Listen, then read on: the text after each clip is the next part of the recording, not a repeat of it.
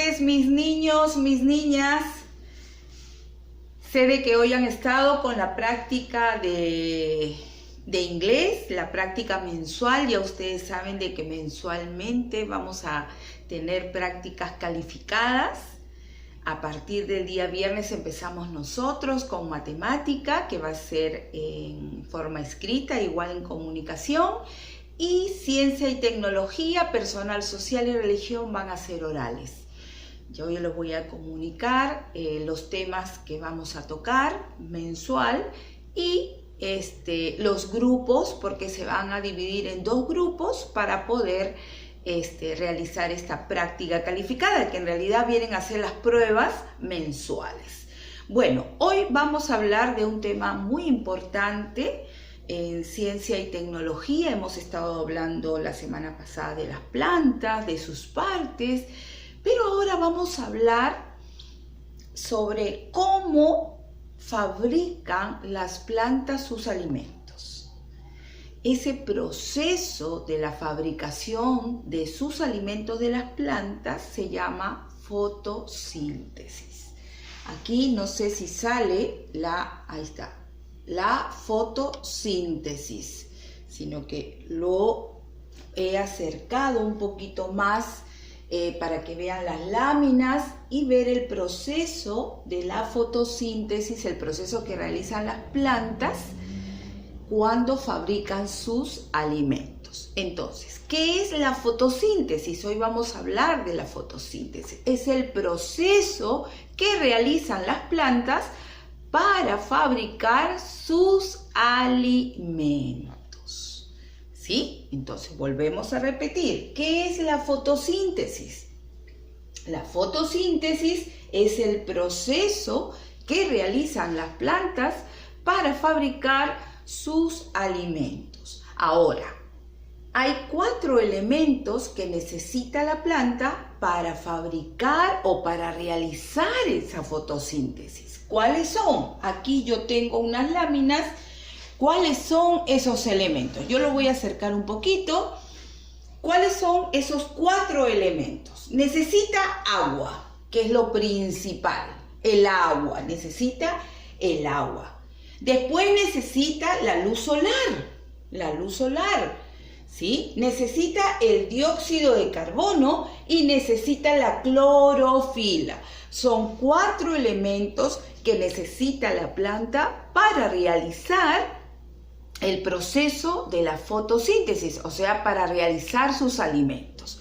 Ahora, nosotros sabemos que las plantas reciben el agua por intermedio de la raíz, ¿verdad? Vamos a ver aquí. Por intermedio de la raíz. Estuvimos viendo que una parte importante de la planta es la raíz. Por intermedio de la raíz, la planta recibe el agua. Acuérdense que son 4 elementos que necesita la planta para fabricar sus alimentos. El agua, la luz solar, el dióxido de carbono y la clorofila. ¿Sí? Vamos a hablar un poquito de cada uno de ellos y cómo es el proceso. Cuando el agua, la raíz recibe el agua, que es la sustancia muy importante, porque imagínense si el agua, si la planta no recibe agua, la planta se muere, ¿verdad? Entonces recibe el agua y recibe por intermedio de ella los sales minerales, ¿sí? Y cuando recibe el agua con los sales minerales, por intermedio del tallo va subiendo y va esa sustancia de lo que son sales minerales se va distribuyendo por toda la planta. Sube por el tallo, sube por las hojas, sube por todo el tallo y se distribuye los sales minerales y el agua. O sea que primero recibe por la raíz y de ahí va subiendo a las hojas, a los tallos. Cuando llega aquí en la hoja, en las hojas, los sales minerales, ahí es donde realiza la transformación de su alimento. ¿Por qué? Porque cuando ya está el agua, por unas venitas que se llaman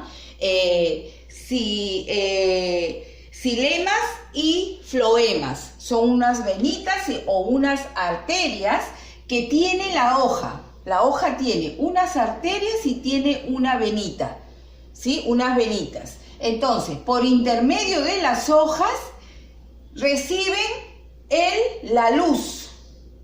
Cuando recibe la luz, ahí se realiza el proceso de la transformación. ¿Para qué? Para que la planta reciba el dióxido de carbono, que es uno de los elementos que necesita la planta para vivir.